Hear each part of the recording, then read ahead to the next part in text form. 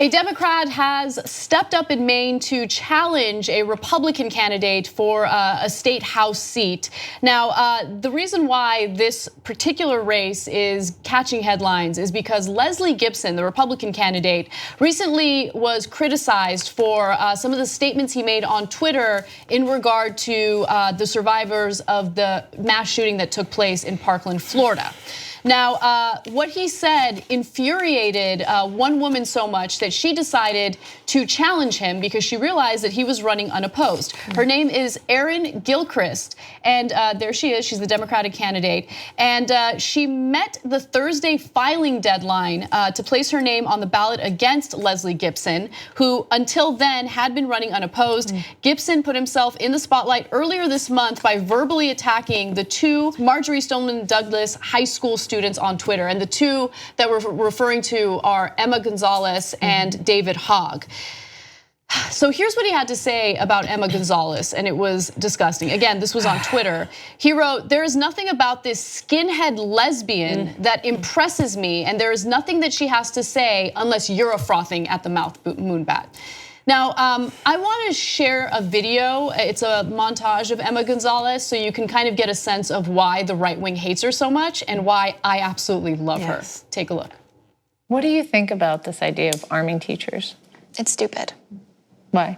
First of all, Douglas ran out of paper for like 2 weeks in the school year, and now all of a sudden they have $400 million to pay for teachers to get trained to arm themselves?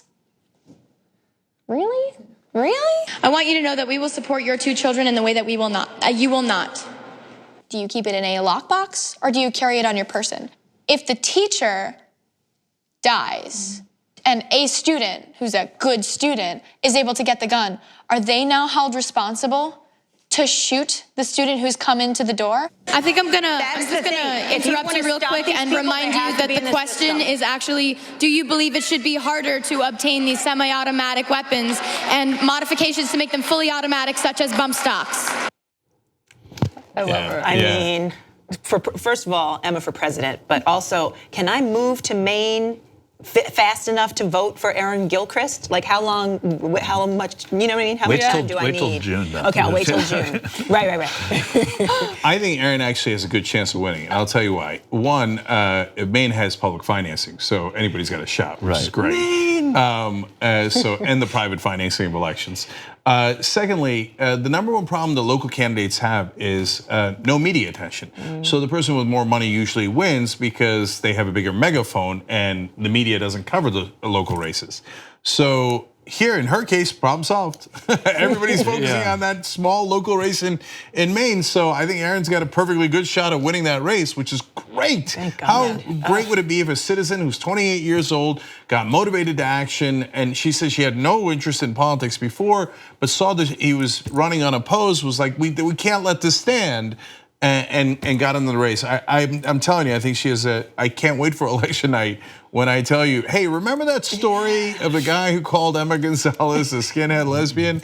Well, that's the former representative from Maine. That would be fantastic. And I want to know something that I just realized as we're doing this story. We try really hard to not say the names of the shooters after the first day or first couple of days of coverage. And I think that we've done a pretty decent job at it, not perfect. And I think the media is now heading in that direction overall, which I'm thrilled about. We've been talking about it for a decade on the show. But for the first time, we have victims' names that are much more recognizable than the shooters' names. So Emma Gonzalez and David Hogg and some of the other students are now really well known, which is amazing. And in fact, what triggered, if you will, this Republican to attack Gonzalez was that Gonzalez's Twitter handle had more followers than the NRA's. And that was the news story that made him a special little snowflake, and he needed a safe space from. So that's why he was like, oh, I can't believe this. Lesbian has more than my beloved NRA. Because conservatives are so obsessed with like Twitter following. Trump and these guys, who's got more on Twitter? This is a little bit of a tangent, but I had to bring it up because someone made this point on Facebook, and I thought it was such a fabulous point. Following this shooting in Parkland, Florida, there were people on the right that were arguing that one of the issues is that, this kid was bullied. He was tortured by the bullying, and if people were just better toward him, treated him better, maybe this wouldn't have happened. But remember, it's the right wing that moans about snowflakes non-stop. Like, oh, special little snowflakes. Oh, do we have to worry about your feelings? So, I mean, you can't use that argument when it's convenient for you. And this was not an issue of a kid being bullied. This was an issue of someone who had no reason to have any access to a gun, being able to easily and legally purchase one. So, Anna, that's such a great point. I hadn't thought of that in that way either.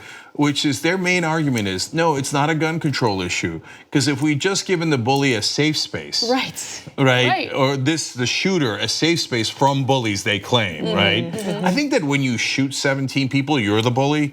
But but in the topsy-turvy conservative world, he was the poor kid. If he just had a safe space, he'd have been okay. And by the way, the same argument was made when that shooter in Santa Barbara did what he did. And he had made videos about how women wouldn't give him a chance or other female students wouldn't give him a chance. And there were people on the right that empathized with him.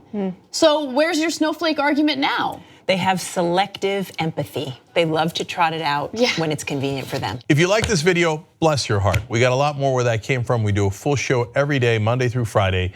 Come enjoy it ad-free by becoming a member. tytnetwork.com/join.